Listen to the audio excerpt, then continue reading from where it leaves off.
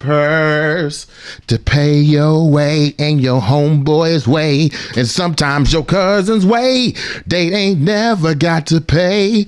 Riding around in cars, hanging around in bars, trying to hang out with stars. Like Badu, I'ma tell you the truth. Let's smoke some blunt with BeMo. It ain't rhyme. The motherfuckers clone Tyrone. Cloned him. Tell him I said, come on, help him get his shit together. The motherfuckers clone Tyrone. Cloned him. But I can tell the difference. All right. Start the show, sweetheart. Let's get it popping. A big dog.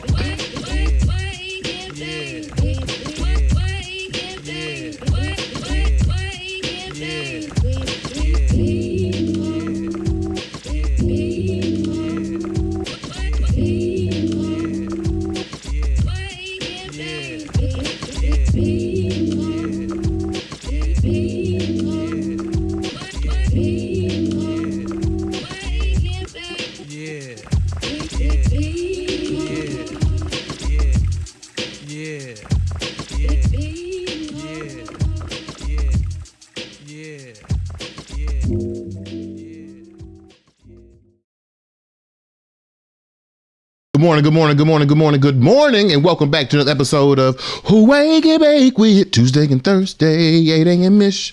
Spark you a bowl, let's get high in this bitch. Every time is terrible. Every motherfucking time. Can't drum roll. I guess I should have been a drummer. Should not have been a drummer. Wake and Bake with BeMo. Shabba. Good morning. I am your host, Bryant BeMo Brown. The good folks always remind me to BeMo. Welcome back to another episode of Wake and Bake with BeMo. I am here with the 4K resolution to my new camera setting, okay? The LED lights to the sweat on my brow, okay? The thump that goes in the middle of my chest. Make sure we say good morning to the lady of the house. Good morning, lady of the house. Good morning, sweetheart. How you feel about all my monikers? Monikers. No Monica. Thanks, sweetheart.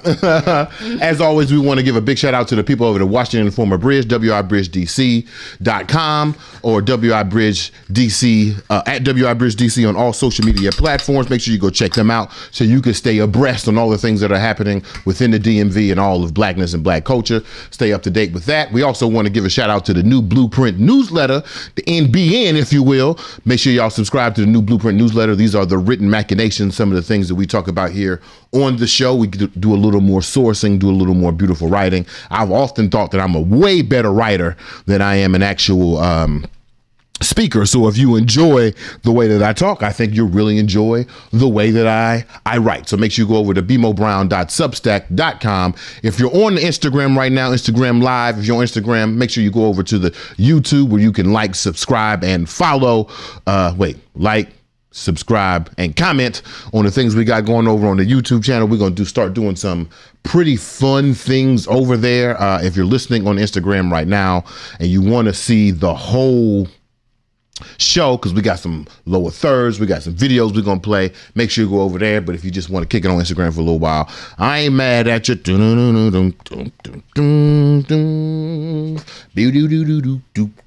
Why do I play the bass with my hands, but I don't play the bass in real life? All right, sweetheart, I done the shout outs. We got some good mornings. Who we got? Who in the house? Who's in the house? We got the big dog in the house. Hey. What's up, big dog? We got Empress. She said morning, y'all. Morning. Good morning to you, Empress. Hey. Empress. Good Vibe Tribe says the new moniker is one of my favorite parts of the show. The what now? The new monikers. Nice. Nice. We have a whole segment dedicated to the lady of the house today, actually. I'm very excited to talk about it. Oh, Lord. Oh, should I set up the camera so I can see you in the face?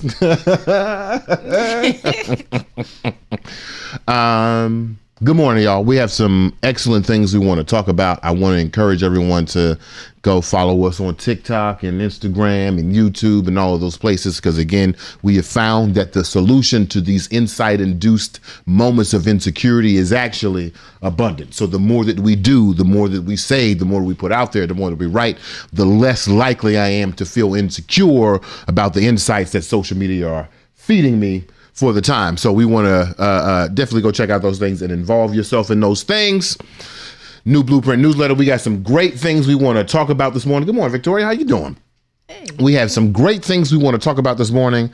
We want to get to our Paul Robeson Negro of the Week nominee. We want to talk about Neil deGrasse Tyson this afternoon. We want to continue a conversation we had on last Thursday about AI. There have been some white boys who have presented a solution that I really want to discuss to see if it's probable, and to ask a question that I feel like is necessary, but is also a little cheeky. But first, sweetheart. Oh, and we also want to talk about how Florida is trying to soft launch slavery,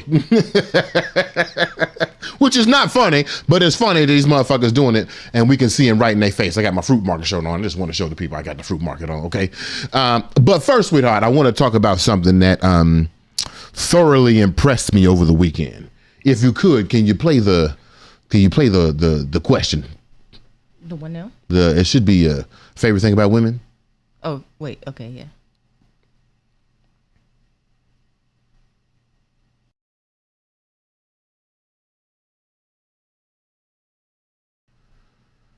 Room once. I said, hey bros, like, what's something that y'all like about women that's not sexual or physical or any of that shit? Crickets. So then they tried to flip it. They tried to ask me the same question. I said, okay, I feel like women are nurturers. I feel like you can let your guard down a lot around women. I feel like you can be a lot softer around women. You ain't got to be on no tough guy, macho man shit all day. I feel like it's amazing hearing the female's perspective for once. You feel me? Like they sense of humor is a lot different. It's so many reasons that I can go on and on about why I like women, right? And like, then on the internet, right, we see podcasts all the time, multiple podcasts, and the hosts, they whole topic of discussion is just degrading women and just saying how horrible females are and why men need to put their guard up and protect themselves. And I'm like, damn, bro, like, do y'all like, and I don't know the name for it. I feel like we can all kind of connect and we can agree that there is a name for it. All right, so this young man is asked a group of his friends to name the favorite parts about women that aren't sexual. And the lady at the house sent this to me. It was a couple weeks ago when we were talking about Dr. Umar Johnson. We talked about Dr. Umar Johnson, who went on to one of them little white boy podcasts where they talk about black women all the time. I'm calling them white boys, although they're black boys, because I'm hoping to insult them. You feel what I'm saying, sweetheart? But Dr. Umar Johnson went on this conversation, and the lady at the house sent me this clip. And then she asked me, what's my favorite thing about women? My favorite thing about women has been the same thing probably since I was like third grade. You think? Is that when it happened? About third grade? I remember, and you know what I'm talking about. I remember being like 8 or 9, and there would be this girl who would play with us in the neighborhood. Let's call her Carisha for right now. I feel like her name was kind of like Carisha or Krishanda or something like that. But it was a black girl. She used to play with us all week. Monday, especially like in the spring break or in the early times of the summer where I was still in Missouri, she would go outside with us. She would roll in the dirt with us. She would throw slugs and chase grasshoppers and roll around in the dirt. And then she would come inside and play video games with us. And she would have, black girls, you know what I'm talking about. She would have a ponytail, but most of her hair was coming out through the front of the ponytail. You know what I'm talking about. Just like there's a fro in the front and there's a little attempt at a ponytail in the middle. And this is how this girl would look 6 days of the week. This was my dog. We were just playing, just innocent 7 and 8 year old playing. But come to church on Sunday at Second Baptist, Carisha was a different person. Carisha had a nice pretty dress on. She looked like she was covered in Vaseline. That little ponytail, that little fro that was in front of her ponytail is now all the way pushed back. It's pushed. She got little braids in the back with little beads and little barrettes. And not only that, she acting funny. You try to play with her at the church, she's like, I can't play with you right now. Get away from me. I'm too pretty for this. What? And so when the question arrives, what's your favorite thing about women? It's been my favorite thing since I was 8 years old, and I noticed that. I love how women have the ability to transform. Let me tell you something. The non-phenomenal male body, we don't do much. Okay? My foot got a little longer, so I started tripping around. My shoulders got wider, so I started bumping into things. I grew faster, therefore I ate more. That is male puberty. That's it.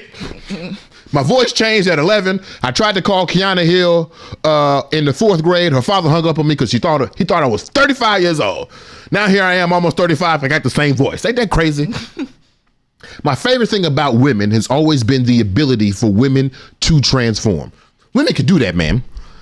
And I know it's 8 o'clock in the morning, but I'm gonna take it there. Have you especially if you got a partner, have you noticed that if your partner is a woman, your partner's titties change from week to week?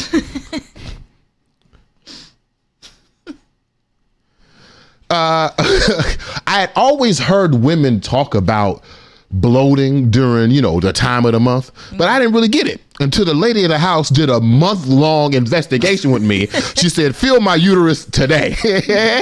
27 days later, feel my uterus now. Okay, for sure. Okay, it's different. It's different. So this weekend, while keeping that in mind, this weekend, I watched the lady of the house do something spectacular. Spectacular. It was. Okay. It was spectacular. I want to say on Thursday is when you got the hair. Like the hair came in the mail. Well, I already had the hair. This is from like 2 years ago. Wow. Yeah. So on Thursday is the first time I saw the hair. The hair was already in the house. And then on Thursday, I think you brought in this contraption that looked like an abacus. And then I see the lady of the house stringing this hair on this abacus. And she's talking about, she's about to do what, boho braids? It's close, boho twist. Boho twist. Yeah. And I remember the last time she did boho twist, it took her 2 days. 2 days. I got a lot of hair. And a lot of head. Brett, let me tell you something. You talking about you got a lot of hair. Fuck that. Let me tell you something. Nothing in my life has required my attention for 2 days straight. The lady that I told her, look, man, I'm so impressed. I'm so impressed. I can't even, the lady at the house said, I want to twist my hair. I want to retry the boho twist, which to me was a direct step in something that caused you trauma before. Because I remember when you were doing the boho twist before, you were frustrated. Yeah, it wasn't working. It wasn't working. And then when you were done and we were sitting outside at the vending shop for the magazine, you was like, I don't think this is it. And I told you to your face, I don't get it. No, I actually liked it. Oh, you talking about with my real hair? Yeah. Yeah.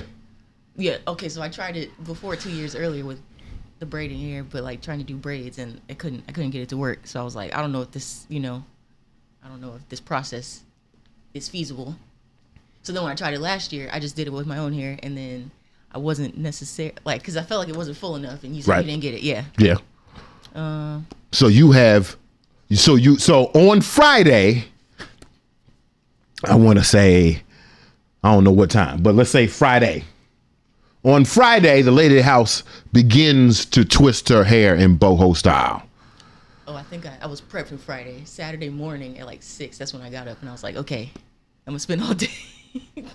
The lady of the house did her hair twisted her hair from 6 a.m. Saturday until 6:30 a.m. Monday morning. On Sunday night, I rode what we called the nighttime blunt. It was like, oh, she'll be behind me soon. That was at 10:30. Because we don't go to the club on Saturday nights. We go to bed. How old are we? Anyway, she's twisting her hair at 10:30. Sunday night. She'll be behind me. She'll be to bed real soon. I go to bed. I have a dream. I toss and turn. I wake up, I use my morning bathroom, I look out in the living room, guess who's still doing their hair? I ain't never seen this type of dedication to a goal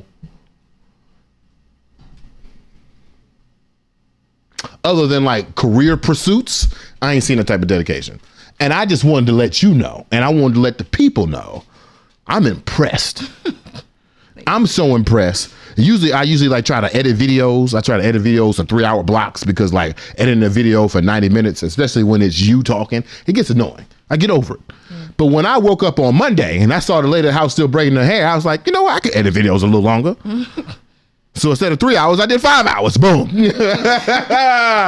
Boom. Wait, can I in that case, I would like to nominate the lady of the house for the Paul Robeson Negro of the Week for her dedication to her hairstyle and a beautiful outcome. I'd love to show y'all right now, but I don't think the lady of the house is really going to fuck with it. Maybe on Thursday. And my camera set up on Instagram right now. Maybe the people on Instagram see. I'll show the people on Instagram here. There she go right there. It's back. You can't really tell. Yeah, whip it out, sweetheart. Whip it out. All right, that's all they get, though. That's all they get. That's all they get. Mm-hmm. You seen that? 3 days. So everybody, let's give Lady of the House a round of applause, please. Ladies. I had to see it through. I couldn't go half-headed. I told you shit, man. At that point, I just cut it off. I'd have had a little black man. She had a little ponytail right at the front. I'm like, why don't you just get the little George Jefferson? You know what I mean? Just cut that off, shave it down. You know what I mean? Make a little line, get you a cul-de-sac going on. No? No? All right. I appreciate you for seeing me, sweetheart. I see you. We got any comments? Do you see those? Sydney Jordan said it's the duality for me. It is. The transformation is amazing to me. Good Vibe Tribe says, I have noticed, I don't always say something though, like about women's bodies changing throughout the month. No, you shouldn't say nothing. You shouldn't. Noticing is fine. Noticing is enough. And then Good Vibe Tribe says, go ahead, I love to see this black love. You better love that woman. Nice. I do. I like her. She's cool. Drew said, I love me some black love first thing in the morning. Come on, man. Great, yeah. Come on, man. I was telling you the other day, back at our street. What happened? That one time when we were asleep on the couch, like after watching a movie, and we wake up to one of your, I don't know who, old roommate. Yeah, old roommate's friends. And it was like 4 or 5 strangers in the living room just watching us sleep, and they were like, "Oh, how cute! Look at this black love! Oh, we love to see it." And we were just like, "What the fuck is going on?" Bro, don't watch me sleep. Yeah. What's wrong with y'all? What's wrong with y'all? All right, y'all. We're going to take a quick break. What time we at right now? How long we been doing the show? 17 minutes? Okay. 18. We're going to take a quick break. We're going to watch Tone Shea by Michael Robinson featuring his black wife, Tashira. We'll check it out. We'll be right back with more. Who wake and bake with BeMo. We got 3 topics after the break, so strap in because it might be a long one. Yeah.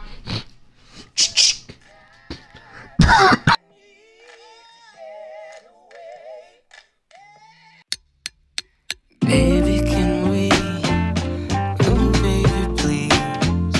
Down on my knees, but I ain't begging, baby. I'm just trying to change. Mind over matter. I'll be the better. Home run, sad, nothing but dimples and laughter.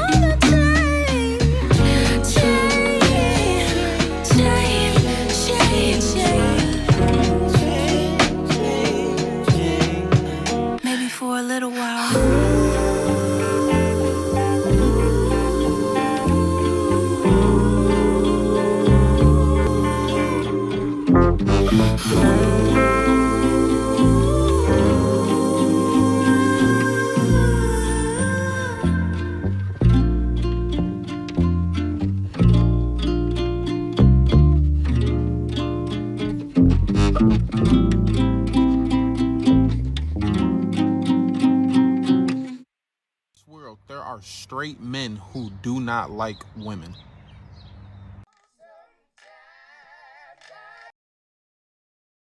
I'm back. Yeah. Good morning, y'all. Welcome back. Welcome back to Wake and Bake with BeMo. We are in the second half of the show. We just finished our first segment of the conversation in which we explored one of my favorite things about women, which is the ability to transform. If you're interested in seeing that, make sure you go check out the instant replay on YouTube or on Twitter or on Facebook to catch that first segment. That was just Micah Robinson featuring Tashira Tonche. It is available on all streaming platforms and music watching platforms, but by all music watching platforms, I mean just YouTube. So it's not like it's on HBO Max or something, or Max. Or X. Your boy Elon Musk changed the name of Twitter to X, which is stupid. What? Stupid. He's been trying to get that off since PayPal. He tried to change PayPal's name to X too, and it didn't work, and they kicked him out for it. So we'll see what happens with Twitter. But we're back. We just nominated, on a surprise, we just nominated a lady of the house for the Paul Robeson Negro of the Week. We'll see if she votes for herself on Thursday. But we do have another nominee. I have been saying that this season of Wake and Bake with BeMo has been dedicated to eradicating our current thought process on race. In season 3, I had learned about racelessness, but as I dig deeper into disproving Afro-pessimism and even falling more into racelessness, I'm recognizing how stupid and ridiculous this whole caste system of race is. But it often leaves a question in my mind. It's like, okay, if we get rid of race, what happens to my black pride, right? What happens then? So I have been searching and searching and searching. And who knew that probably the smartest black man on the planet has a solution to how he perceives race. And I want to take some time to listen to that. So let's watch Dr. Neil deGrasse Tyson, who is an astrophysicist, talk about his history with race as an astrophysicist. Go ahead, sweetheart. Okay, I'm in graduate school. There's an explosion on the sun. And the press, it's over the wires. Press hears about this. So they want to get a comment on it.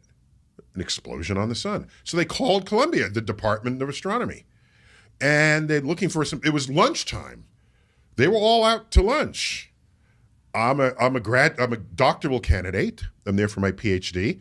And so the department admin is going through the roster, and they get to me and say, Neil, no one is here. Can you take this call? So I said, sure. And they said, oh, hello, who are you? I'm Neil deGrasse Tyson, doctoral candidate in astrophysics. They say, there's an explosion on the sun. Should we be worried? I said, oh, it's a solar flare. They happen with some frequency. It's a wave of particles coming towards Earth. And they said, you mean the Earth is fine? I said, the Earth is fine. And they said, can you tell us that on camera? I sure. Okay, we'll send up a limo to pick you up in a half hour. And so the whole conversation, there it was. And it was pre-taped. I get home, I put on the TV, and I watched this interview. And I had an out-of-body experience. I just witnessed something I've never seen before in my life. And you know what that was? It was the news interviewing a black person, me, who was not an entertainer or athlete, okay? Interviewing a black person for expertise that had nothing to do with being black. The interview didn't say at the end, well, how do black people feel about solar flares? Oh, does this affect dark skin differently? None of that. It was, will Earth be safe? And he's getting that expertise from a black person. I'd never seen that. And then I thought, well, is it just because I'm on TV and I'm a little more aware? So I watched for the next 2 years, every time there was a black person brought onto the news for expertise. It was someone who's a member of Congress representing a community and they want enterprise zones for the economics. There is someone who is worried about the poverty in the inner city.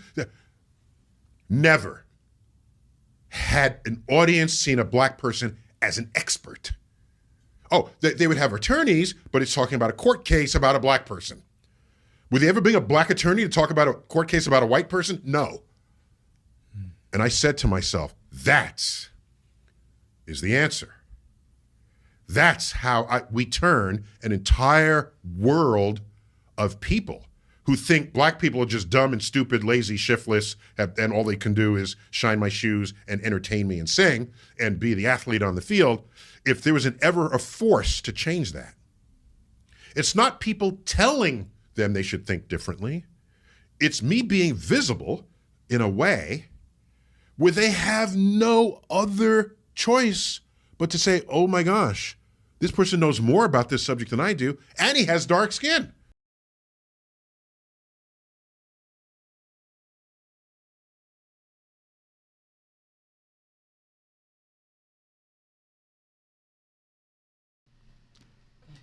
All right, so that was Dr. Neil deGrasse Tyson talking about his blackness.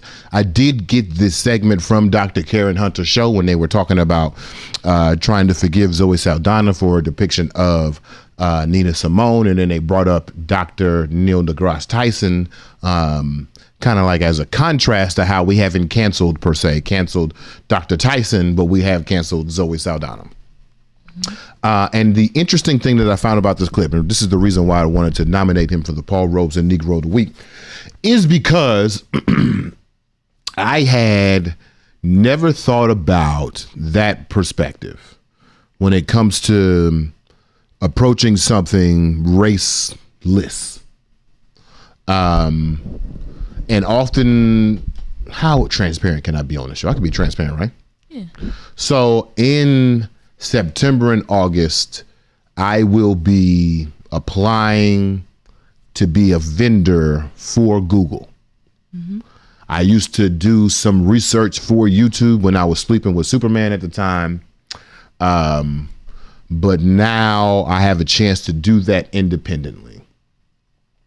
And the question that is just ringing in my head as I watch these DEI officers and DEI positions fade to dust, including my own, which I had a revelation of that when I was in the shower the other day, that the position that I had when I was sleeping with Superman was a DEI position. So it does make sense that it no longer exists.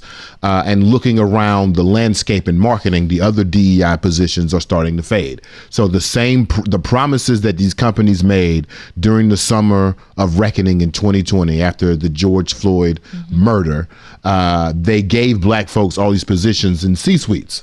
And these C-suite positions were new positions in DEI. So you could be the president or the CEO or the corporate officer for diversity. Then as soon as the company starts losing the money, the first people to get laid off were the DEI people.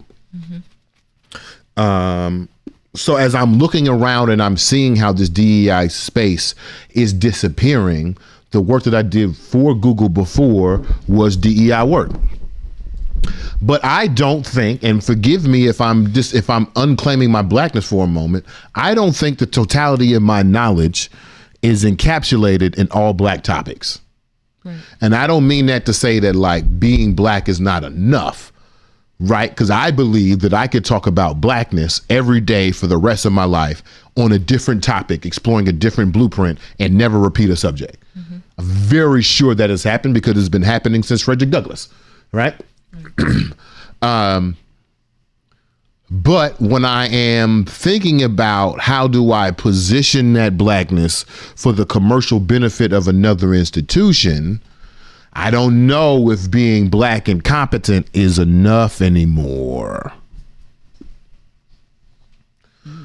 I think you have to be able to apply that blackness into a way that a corporation would want that blackness if you're interested in engaging in that type of capitalistic pursuit. So as I'm thinking about engaging Google again to be a black thought leader, the Neil deGrasse Tyson point pops into my mind. Am I only capable of talking about black subjects as a black expert for black people toward black people? This is not a qualification of that's right or wrong. It's a question of capability. Can I do something else? Neil deGrasse Tyson's theory is that by being an astrophysicist with dark skin who told the world that the planet was not going to blow up because the sun had a solar flare, That was the first time we seen a black person talk about expertise outside of blackness. Mm-hmm. Could I do the same thing? Do I want to do the same thing? Yes, and then no. As much as I appreciate Neil deGrasse Tyson's approach to racelessness, which is I'd rather be an expert in the field who is of African descent that makes you internally question your spectrum of what people in African descent can do, rather than boastfully and boldly saying, I'm black, respect me. Mm-hmm. I think these are just two different approaches, all leading to the same goal. What Neil deGrasse Tyson is doing without explicitly saying it is, I am getting rid of this racial caste system. This thing in your mind that says black people can only do the work of this. But if Neil deGrasse Tyson is considered the smartest man on the planet, mm-hmm. what does that say the next time you think black people are stupid? Right. And I respect that. I actually appreciate that. It ain't me though. Yeah, popcorn. It ain't me though. Okay? I am explicit, both in language and in delivery and in context. You will respect us. But I just wanted to shed some light on this moment, because there have been a lot of individuals, Idris Elba, Raven Simone, individuals who get to a certain level of success and they say, I don't want to be the black version of this. And in that case, I don't think they're talking about their heritage and their ancestral connection to the people that look like them. I think they're talking about when they say, I don't want to be the black Bond, I don't want to be the black Disney star, I don't want to be the black astrophysicist. I think that black they're using is the category of racial caste. Mm-hmm. I don't want to be this lower casted person who's doing this job. Right. Or as I like to say, I don't want to be the elephant riding the tricycle. Like when white people rap, I'm like, I'm so impressed that you can rap that I don't even think about what you're rapping about. Wow, you got rhythm. I don't want to be that. I don't want to be, oh, you a scientist, you black, oh man, you must have really navigated some systemic oppression so you could be a scientist. No, bitch, I'm a scientist. I get it. It's a form of tokenism. It's a form of tokenism. And white people are the only people that don't have to identify themselves. Right. You could be an Asian doctor. You could be a Middle Eastern fireman. You could be would you say a Puerto Rican? You said a Puerto Rican fireman earlier? Yeah. You could be a Puerto Rican fireman. You could be a black scientist. But you never a white nothing. Right. Right. What are your thoughts, sweetheart, before we get to the comments? If we got any comments? Yeah, I agree. I do think it's important to acknowledge your blackness, but I don't know if that has to necessarily be your identifier, you know? Yeah. I don't know.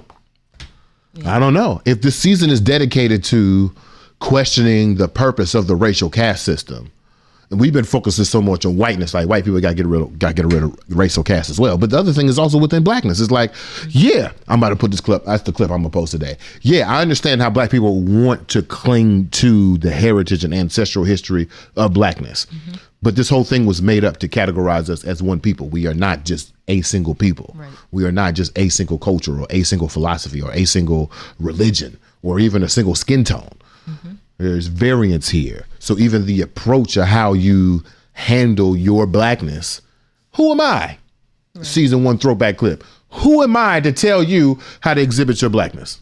That ain't my role here. So I appreciate that. He is a nominee. We'll talk about him more on Thursday, sweetheart. We got 2 nominees so far. We got a lady of the house and Neil deGrasse Tyson. Who winning? Who's in the lead so far, sweetheart? Well, Drew said I say lady of the house beat Negro of the week over Tyson. You said what? Drew said I say lady of the house beat Negro of the week over Tyson. I'm not going to vote for myself, though, so. You're not going to vote. You're the only one vote. You're the vote who matters. We got another nominee on Thursday. We do have another nominee on Thursday. I'm very interested in that. Speaking of Thursday, while I got you here, on Thursday, we are going to do our full review of They Cloned Tyrone. So if you haven't seen They Cloned Tyrone, I'm talking to Drew right now. If you haven't seen They Cloned Tyrone, definitely go watch that between now and Thursday, because we're going to do a full review. It's only going to be 2 segments on Thursday. We're going to do our Paul Robeson Negro of the Week nominee and voting, and then we're also going to do our full review of They Cloned Tyrone, which I might do it the Eric Voss way. I might put up some clips, you know what I mean? I might really try. We got any other comments? Yeah, Drew said Neil deGrasse Tyson doesn't like claiming blackness as he sees it as a limitation.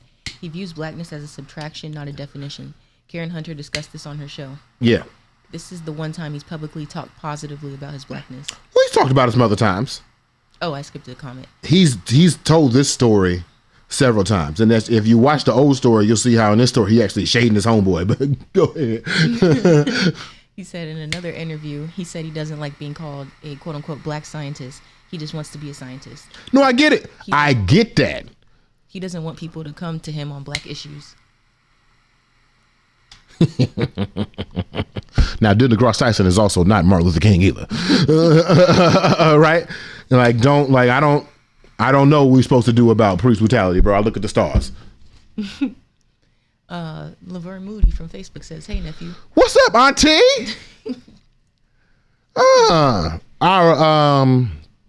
I think my grand aunt Coley died. My father called me. Mm-hmm. She just turned 100 years old, like a couple months ago. She was the last person in the generation of my grandfather. Oh wow. Right. So that means, Auntie, y'all now the old people. You know that, all right? Now we waiting for you to turn 100. That's what we waiting on, right? But I was talking to my father about it, and I asked my father, I was like, okay, since you in the new elder chair now, what you want? And he was like, I don't want to do nothing. I was like, all right. I don't want to do nothing. I'm retired. Okay, fine. You got it. You got it. But what up, Auntie? Good morning. What's up? We have some other comments in between those, but she said, yes, 100 in April, and then old, a bunch of question marks. And I say, look, I didn't say it. I did say it. I'm saying, I did say it. But I'm just saying, as time goes, look, man, let's put it this way. I'm talking to my aunt right now. I seen your kids. Your kids are grown, are older adults. Come on, man. Come on, man. Jesus. My second cousins, my cousin's kids, second cousins. Yeah. Well, right. First cousins once removed. Is that how that works? Yeah, because it'd be like your dad's. These are his dad's siblings' kids. Yes. Yeah. So your first cousins once removed. Sure. Sure. And they getting old. She said yes, and that's all. I don't want to talk about it no more. Okay. That's all. What other comments we got? Drew said, I seen They Cloned Tyrone. 4 stars. 4? Is it 4 out of 4? I think so. Jordan said, black people are my favorite, but I'm not sure how to deal with racelessness. I feel like race is not the most important thing in life, but it's also inescapable. And then Laverne said, yeah, first cousins. I feel like race. Yeah, the racelessness thing is the thing that we're tackling with. And I want to make sure that when we talk about race in this context, we're talking about a structure of colonization, a colonial structure, not a social structure. You know what I mean? Like a handshake, we're talking about a structure that is meant to colonize people, a structure that's meant to put people in different caste systems, meaning there is somebody who is above taking away from somebody who is below. Mm-hmm. So when I say racelessness, I'm not saying, see, here you go, sweetheart. When I say racelessness, I'm not saying you cease to be black. You cease to be connected to your ancestors of African descent. When I say racelessness, I'm saying the thing that makes you of the lower class, the thing that makes people be like, ugh, black. That's the thing we got to get rid of. Mm-hmm. The pejorative, the assumption that black people aren't talented, which I'm so excited to talk about. They cloned on Tyrone because a pimp, hoe, and a drug man saved the world. Like, you know what I mean? This is So when I talk about the talented 90th, I talked about this on the show before, which is the opposite of the talented 10th. The talented 90th is my theory that assumes all black people, or 90% of black people, already have the skills needed to liberate themselves. We have just been socialized to believe that those skills are not important or not effective because they are not tied to commerce or education, which is education is just a system of commerce, right? But when we divorce ourselves from that thought that our skill sets are not important or indicative, it is very clear to see how the sex worker, how the video game editor, how the black modder on Sims, how the black illustrator, all these individuals who do these things for fun or do these things to relieve themselves from themselves are already skilled. When we divorce ourselves from the thought that those skills have to be applied to the white man's world, you'll be surprised how advanced blackness is already. Right. This is why when I asked the question on Thursday, do white people have a Martin Luther King? Do they have a Frederick Douglass? Do they have a Harriet Tubman? Do they have a Kunta Kinte? When we get rid of the caste system, when we get rid of the what race takes priority or the other, white people are going to be looking real confused. Mm-hmm. Southern white people are going to be all right, though. Right. Because Southern white people got a culture. General white people going to be very confused. Mm-hmm. General. Gen pop white, they're going to be very confused. What are the comments we got? Drew says 4 out of 5. LOL. I had a few nitpicks about it. Yeah, we'll talk about that on Thursday. It also looks like they're about to get started, sweetheart. I know, right? What time is it? Oh, Lord. It's 8:50 and we've been on for 41 minutes. Oh, God. Just to keep y'all, to let y'all know what's going on. There is construction. They stopping here?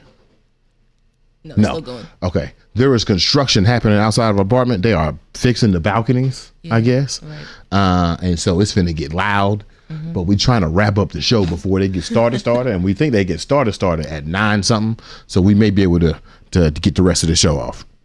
Yeah. We got more comments, so I should get on to the next topic.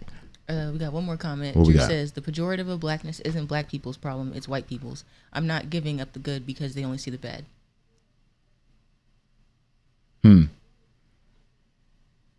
I think I disagree with you there.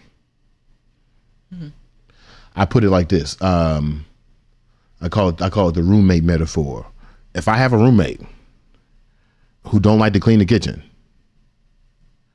but I like to cook, whether I dirty the kitchen or not, I'm gonna have to deal with this dirty kitchen.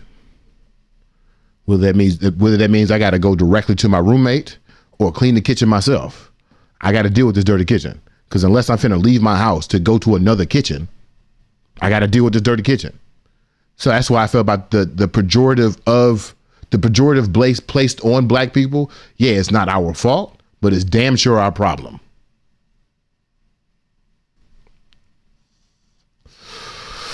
What's my next topic, sweetheart? You got what are your thoughts on Dr. Neil deGrasse Tyson not wanting to be a black scientist but just being a scientist? Do you understand, or is this concept, is he wrong? Is he off? I wouldn't say he's wrong necessarily. I feel like it's important for him to be not known as a black scientist, but it's important for him to acknowledge that aspect of himself. Because it does show white people and, others and racist people that. But you know what though? I just got attitude a little bit though. What's up? I just got attitude a little bit, because if we're supposed to be decentering whiteness a part of this racelessness, True. Like, what about the black kids? Like, what about the black kids who want to be scientists? Well, that too. It also shows them that it's possible. But possible, but you're not crafting no lanes though. Like if you are denouncing your blackness, essentially, if you're saying that my blackness is not the thing that makes me good at this job, then it's like, but what about the next black kid who wants to be a scientist? Right? Like, what if he wants to follow your path because your path was assured? Like, what if he wants to go to the school you went to? What if he wants to read the things you read? What if he wants to hear about the universe from a black perspective? Mm-hmm. Shout out to our Paul Ropes and Negro of the Week last week. But Maurice's art piece on the NAACP begs us to ask, if black people didn't have to deal with oppression, how would we have traversed space? I'd love to ask that question to Dr. Tyson, but if his answer is I'm not a black scientist, then goddamn, you don't even want to play with me, bro.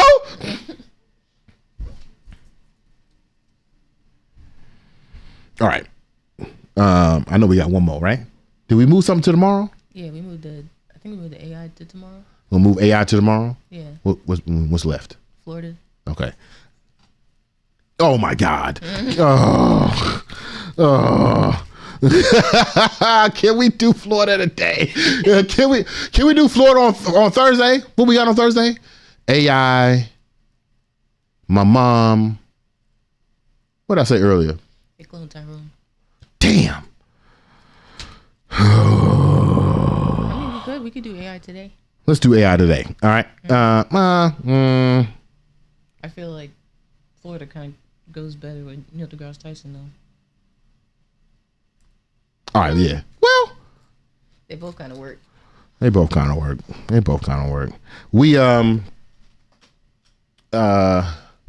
Drew got some comments. Let's read his comments and I'll think about it. Okay. Well, your aunt says you couldn't live in the Deep South. Who? She said I couldn't live in the Deep South? Yeah. Yeah, she right. Drew said get rid of the roommate. And he also said my sister is a leader in the local STEM community and is trying to get black kids, especially the girls, interested in science, and says how important black representation is. We can't get the kids interested if it comes at the sacrifice of their identity. Right. I think that's what I was thinking. Okay. Okay. Makes sense. Yeah, that makes sense. Okay, let's do AI on, because we'll end it light because we're about to end up here in a second because they're about to start doing construction. On Thursday, we were having a conversation. We were discussing AI, the benefits and the fears going forward in society, especially coming from a black perspective. I believe we made the dichotomy between what Curry is doing to expand black AI and also recognizing the need for a black algorithmic system. And then the other night when I was falling asleep and just watching shit while smoking blunts on the couch, I was watching the 7 different levels of AI systems and how they've already been around since like the 70s, and how the thing that we fear AI being this Terminator in the future, this thing that's going to destroy the world, is still science fiction. Like, we don't even have the pathways towards the pathways to get to that type of AI yet. But we do have what I simplify as database learning systems, right? You can get a machine to create a solution based on things within a certain database. Right now, and you would be surprised, right now the internet, I think, is 93% white. 93% white images. Mm-hmm. So of course, AI is going to produce 93% white artificial intelligent results, especially when you try to get it to do reasoning and writing and art production, right? Then you have people like Curry, who's trying to expand that by either creating his own algorithmic learning system or introduce blackness to the algorithmic learning system so that we could be seen in the AI system. But the futuristic AI system, when I play with that in my dead Afro future of what that looks like, I have a question, sweetheart. Okay. Why haven't we thought about making AI systems slaves?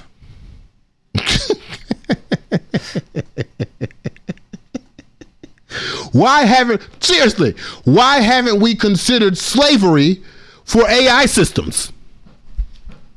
Okay, I gave you an answer before, but now I have a few other questions. Okay, let's watch the video and then we'll get back to that. White boy alert. AI do that? Yeah. No, dude. Okay. Yeah. What up, Council? I am here to discuss artificial intelligence. AI is going to take all of our jobs and render us useless. And I, for one, am stoked. I hate jobs. I had a job once, and everyone there talked in weird voices. AI is going to 86 all of that. But we'll still need money. That is why I'm asking the government to step up and make sure we're breaded. We are proposing a small payment plan, or small PP, of 10G a month for every citizen so we can party and look hot and enjoy our free time. Now, we can't afford to just sit back and have AI bust through and not have a plan. We got to make sure people have food and houses so we can party and rage in peace. So instruct AI to pay all of us, and then you dudes can retire gracefully before you get replaced, and we'll see you at the beach. The bonfires will be epic. Everybody will be hot. Martin Luther King. Thank you.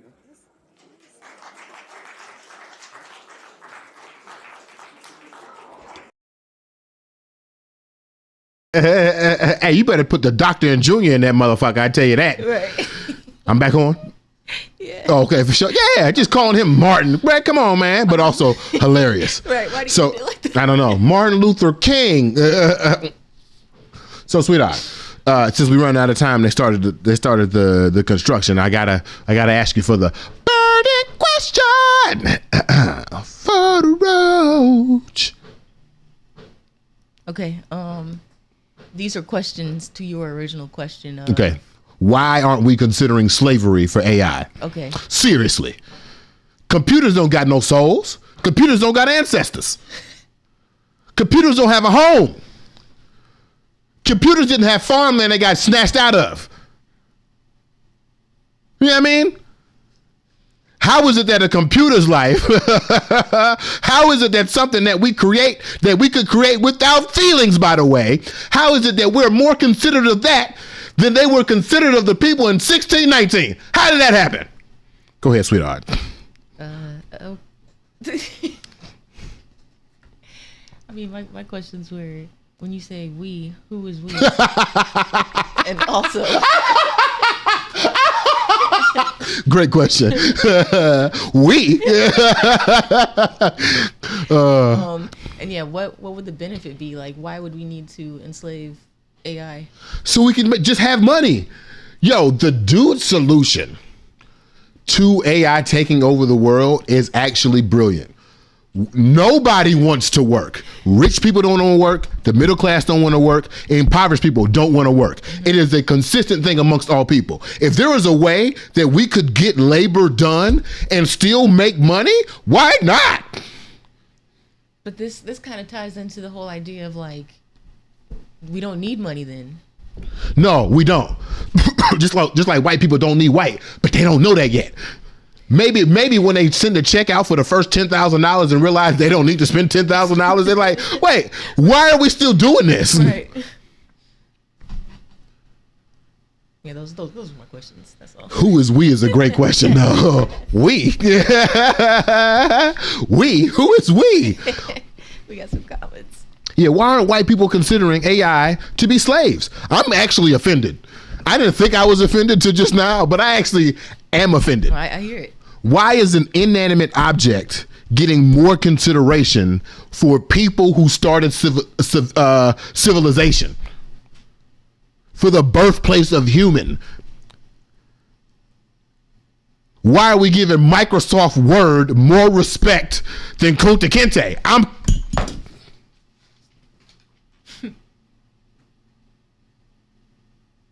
That is crazy.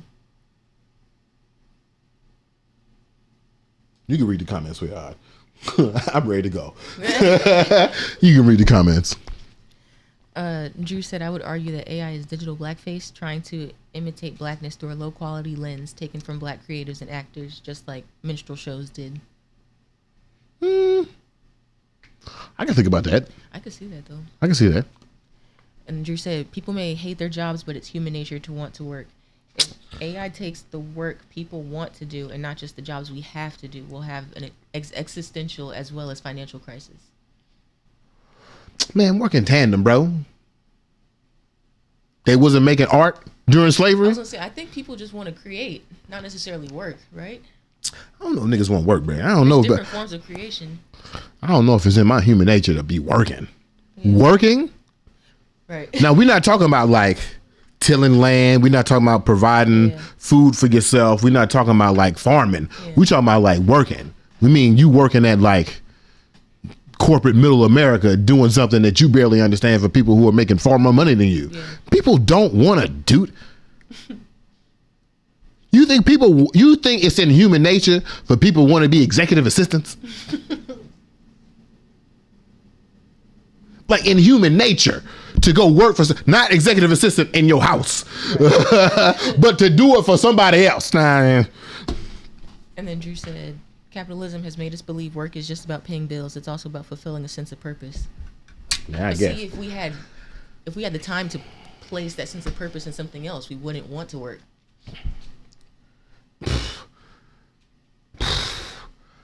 The divine is looking down on us as like, what are you talking about jobs? What is a job? I don't understand a job. I didn't give you a job. What is it? You just made this up. What is a job? Who convinced you that you were worth something called $60,000? I don't understand this. You can put little things into the ground and they grow abundantly. Right. But you worried about a job. All right.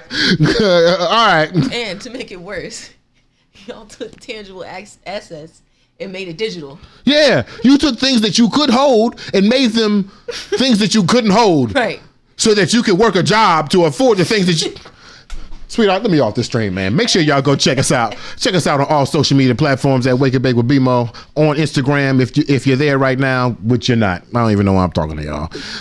But you know what I'm saying? If you're on YouTube right now, drop a like, drop a comment, subscribe, tell a friend to tell a friend. Listen to the instant replay on YouTube or on Twitter or on Facebook. Auntie, good morning. Thank you for watching. We'll be back on Thursday with our Paul Robeson. Hey, actually, if you're still listening and you have some Paul Robeson Negro of the Week nominees, send them over. I'd love to hear your nominations for the Paul Robeson Negro of the Week. All right? We'll see y'all on Thursday for more Tuesday and Thursday, 8 a.m.-ish. Spark you a bowl blunt. Let's get high in this bitch. Where you make will it be? Mo, yeah. What happened? I'm laughing at Drew. What'd he do? He said, I'll be back for comments next time.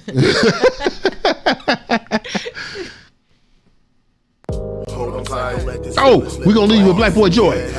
Peace. Find yourself, learn your joys and pains. Live your voice and sing. Sounds in your heart, don't you worry about a thing. And don't forget your lyrics. This is a reminder of joy every time you hear it. Just your birthright is joy. Smile, you can wear it contagious once you share it. Let love loose, don't fear it. It's that Black Boy Joy. Black Boy Joy up on your brain. Let this Black Boy Joy give you some game. Black Boy Joy get up again. And Black Boy Joy through all the pain. And Black Boy Joy say it again. One more time, get this Black Boy Joy up on your brain. Let this Black Boy Joy give you some game. Black Boy Joy get up again. And Black Boy Joy through all the pain. And Black Boy Joy say it again. Where I was raised, black boys was being destroyed. I grew up a black boy, they had stole my joy. Nobody put on my neck, so I do it for Floyd. Do it for Tamir Rice and for the underemployed. For the ones that gave back, communicated, deployed. I wanna give you a rope so that you can aboard. I wanna give you a hope so that you can avoid having to be a black man without no black boy joy. So get this Black Boy Joy up on your brain. Let this Black Boy Joy give you some game. Black Boy Joy get up again. And Black Boy Joy through all the pain. And Black Boy Joy say it again. One more time, get this Black Boy Joy up on your brain. Let this Black Boy Joy give you some game. Black Boy Joy get up again. And Black Boy Joy through all the pain. And Black Boy Joy say it again. For us, it's easier to go to jail than to go to college. Rather us be entertainers than be getting knowledge. They funded our own genocide. The word is power. Killing niggas in every song. I think it's coward. Easier to act tough when you in doubt because the world incriminates us. Cause we in doubt. Now we afraid of our own kind and it's really wild. I think they got us backwards. I figured out it's easier to fit in than it is to stand out. So I'm Black Boy Joy when I'm cruising around. And I'm Black Boy Joy fresh hitting the town. And I'm Black Boy Joy dancing, cleaning the house. And I'm Black Boy Joy when I go for a hike. Been Black Boy Joy since I was riding a bike. My son Black Boy Joy and that's crazy to me. I was miserable growing up, I really hated it, G. But the world is much bigger than I was able to see. So get this Black Boy Joy up on your brain. Let this Black Boy Joy give you some game. Black Boy Joy get up again. And Black Boy Joy through all the pain. And Black Boy Joy say it again. One more time, get this Black Boy Joy up on your brain. Let this Black Boy Joy give you some game. Black Boy Joy get up again. And Black Boy Joy through all the pain. And Black Boy Joy say it again. smile.